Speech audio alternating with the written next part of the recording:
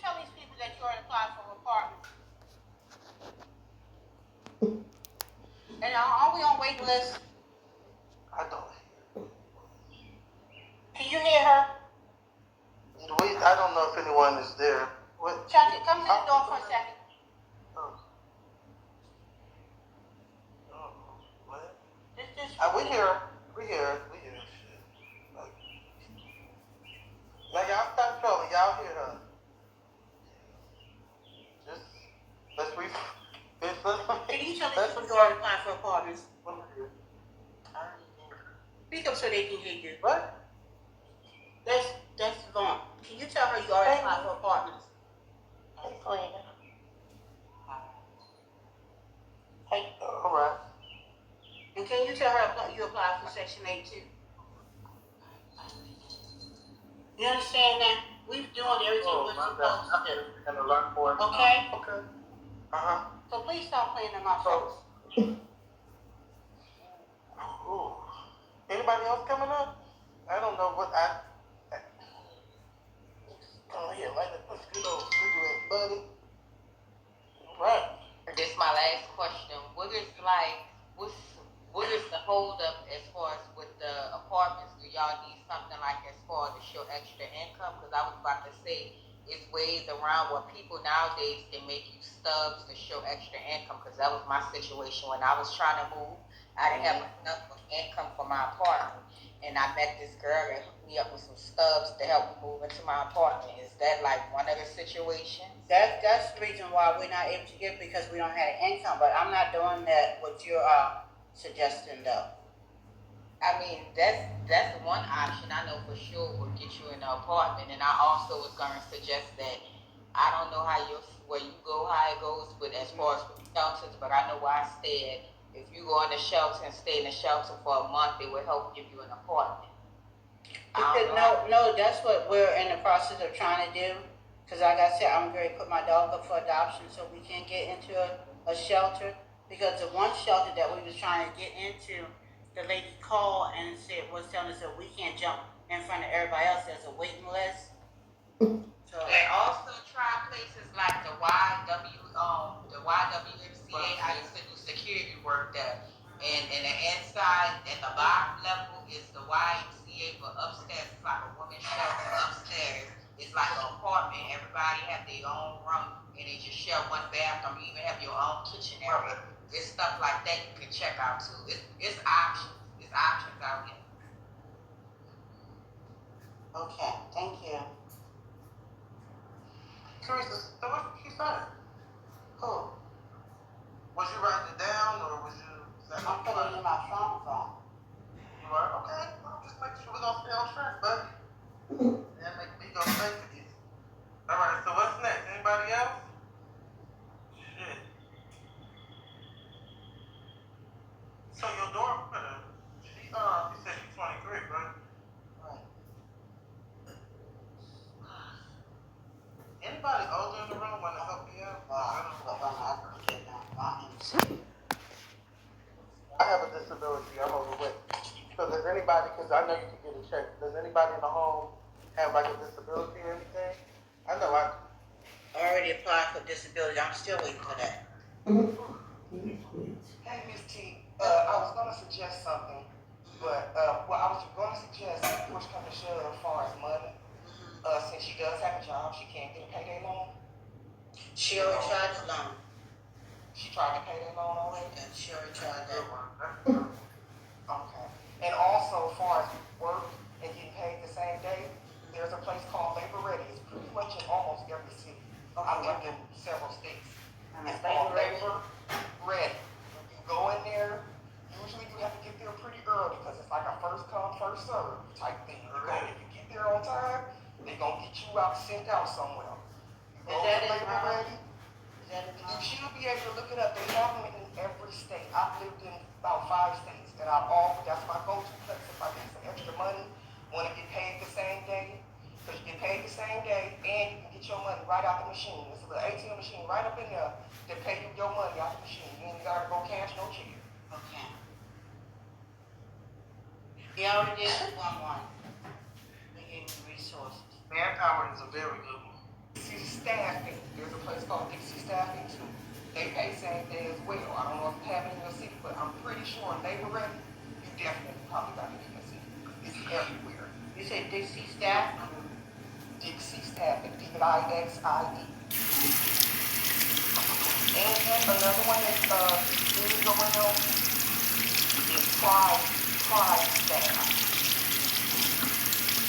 There we go. And you pay every day on that one too. MW, come on now. I get it though, but MW. And Miss Teresa, did you contact PATH? PATH? Yeah, I'm on the way. Yeah, Okay. I think I had A mentioned friend it of before. mine told me about that, and that's where you can be put on different counties. Yep. Yeah, I did that. Brown Sugar had a suggestion. They said that in Florida, they're taking 100 people on Section 8 in public housing. Yeah, it's a part of Florida that's open. Cause I came So what's here up with that? live and showed y'all, matter of fact, it's a lot of section openers have opened up now for y'all. For y'all, for you too. What's up? What we going on? Because I already applied for them gone. That's why you're not listening. For the ones in Florida? Yeah, already applied. Okay, well, you need to follow up with them on Tuesday. I'm checking on the status of my application with level one. What's it called? Level? Yeah, you can go back on your account and see. What they do is you can apply for the Section 8, but what they're doing is with everybody, even though it's open, they automatically put you on a waiting list. It is for Because real. I had two of them sent back. And let me ask you this. I had two of them sent back to me telling me they're looking at my account. So what does that mean? You had 2 what sent back to you? I had two of those for Section 8 emailed me back and said they are reviewing my account. So what does that mean? Oh, that's good. They're reviewing them. They're going to be back to you. I'll be all right. They'll be back to them. So they say, hey, I missed the last week. Right, email me next time. Email me some reply back. And Miss Teresa, another thing I want to say, because I work for a property management company for a long time. A lot of times, you go to the housing authority, they don't have public housing and low income housing, which are different things. Okay. The low income housing, these are companies that contract with a property management, with a property, and say, we will pay for the company, they say, the property management company, they say, we'll rent 20 of our 40 apartments to low income housing, and it's contracted. So when you contact some of them, there's one called a 401c. Have you ever heard of that? Where it goes by your income. Yeah, there's something called a 501c. 501 different yes, 501c. There's different developments that have, and like you can't make over a certain amount to live there. And it go by your income.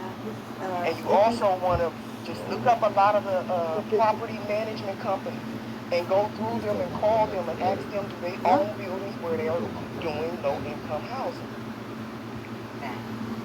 Because I had some realtors that were looking for me too. They were looking. So I want to see as a nonprofit. Because where I'm at, She Be Natural, can you hear me? Yes, ma'am. My voucher, I had my voucher, I was in an apartment complex first, and then they offered me this house. And see, I didn't know they owned this house.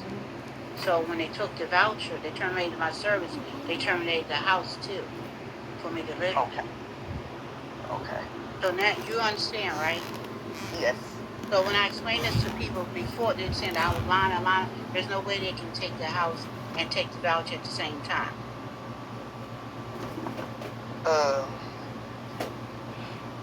So they're saying that I didn't report income, so that's why they took my voucher in the house. Okay, I understand that part. Let me ask you this, Ms. Teresa. The property site that you live on, they won't allow you to just, even though your Section 8 has been taken, they didn't give you the opportunity to sign a contract directly through them and pay the amount if you're able to? No, ma'am, they didn't. They Okay, because you should still have that option to apply with them if you want to. Can I ask you a question? Yes. Am I allowed to reapply back for my voucher again? Because I've seen that online too. I know there are certain stipulations as far as when you can reapply if you've been terminated. So you would have to look up, go on the Section 8 website, and it should tell you. The Section 8 got a website with all the different facts and questions and stuff, and that should be on there. Because for mine, it said that I don't have to go all the way back to the beginning to be on the waiting list. They have a different section where I can reapply for mine back and send all my information in. But I'm trying to figure out if that was true or not. Antonio's gone then. I say even if it is, ain't nothing ain't nothing wrong with trying. Go ahead and reapply. Because only thing they can do is say no. For it's Zelle, Venmo, PayPal, and Cash App. PHA does not consider that as a financial institution. So if we don't consider that, then the money that I was getting from Cash App is not an income. Am I correct? No. Anything that's reoccurring, any type of income that you are getting on a monthly, bi-weekly, weekly basis that is consistent, is considered an income. Well, I wasn't getting anything. What they off on was my Cash App statements, and they terminated my voucher, and they terminated my housing. And also the caseworker told them that I was running a business out the home. I don't have no business. I even showed her when on the Maryland Business Entity Search to show them that I don't have no business underneath my name, and they still upheld the termination of the voucher and the home. Did you file an appeal? Yeah, and when I went to my appeal, they told me I was not allowed to ask any questions there, and nobody showed up from HUD. Okay. So how you go to appeal and you can't ask questions? And see, this is where using legal aid comes in. The free legal aid services that your state or city provides. Okay, and then they have tenant housing. Have you contacted the tenant housing? What's tenant housing? Tenant housing, there's laws that property owners and stuff have to follow as far as occupancy of a place. And the protocols and procedures as far as terminating your lease and all of that. So there's tenant housing. So I would contact, because my thing with what you say they're doing right now, how did they prove any of this stuff? They have to prove the allegations. Well, I sent my Cash App in because my little Zeus called me and said I was making over $600 income off of this app, and they did that too. So she called me and told me that I had to send my Cash App fees to her, and I sent that in. I sent her the police report. I sent her for me being harassed and showing her how my identity was stolen and all that. But she focused on the Cash App. So next time I go, I'm thinking she was helping me. Next time I go, I got a letter in the mail that said that my services were terminated. So they didn't even give you the opportunity. They didn't even add it up and say, if you made this amount, 30%, because it should have been 30%, 30% of this is what you owe us, and allowed you the opportunity to pay that money back. They have they said the paper they have for restitution for me to pay that back, but what they did, the part of the legal aid, right? I reached out to them, so the legal aid said they're not making me pay that $7,000 back. They're taking the house and they took my voucher. Okay, so okay. See, that's where you probably could have stayed on the program if you would have told them to set you up for a payment plan to pay that $7,000. But once you pretty much, I don't know why the legal aid. He didn't even go to the appeal, and then when I called, because these people told me to call and get a second opinion, the other lawyer I talked to said they're not able to help me because they got other cases and everything too. So he was saying that my voucher is terminated. Matter of fact, my voucher was terminated before I went to my appeal. Well, see, Right, because that's what the appeal is for. No, dale, You're appealing the dale. decision that they initially made. But if you look online, they were not supposed to terminate my voucher until after my appeal. That's on the PHA website. Okay, so that's something, because I want to suggest if they didn't follow the protocols and procedures, you need to go back and say I want to file an appeal again because you all didn't follow the protocols and procedures as stated in their the Section 8 bylaws. Because they're saying what got me was the Cash App statements. That's why they terminated my voucher. But see, this happens with people all the time. And when I say that, when they do their little random sweep every year for public housing, Section 8, what's the other thing, the cash assistance and all of that. When they do those sweeps, those random sweeps, usually, like I said, because I know a person recently, and he is in public housing. He in public housing, and he had worked some jobs, and he didn't report the jobs. But when they did their yearly annual audit, what you would call the annual audit, they seen that he had worked, and they told him that either he had to pay the $2,000 something back, or he had to get off of public housing. That's the option they gave him, and he chose to pay the $2,000 something. Well, they didn't give me the option back for this.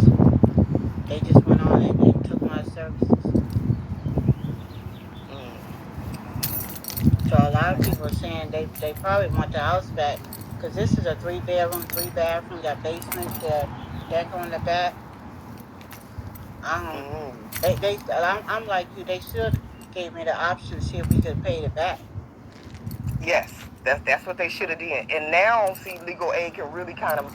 I would suggest going back to them, and maybe not to the same guy if you don't have to,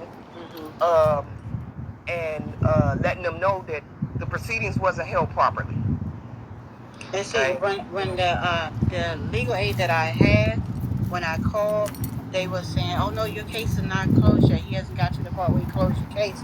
So they gave me somebody else to talk to. I guess was higher than him. When I talked to him, he said they don't have enough manpower to handle my case, so the case is closed. They closed the case. They just can't see. They closed the case, she be natural. Yeah, it doesn't sound like they handled your case properly, legal-wise. Like I said, I suggest look up tenant housing. Okay. I want you to look that up, tenant housing in your city. And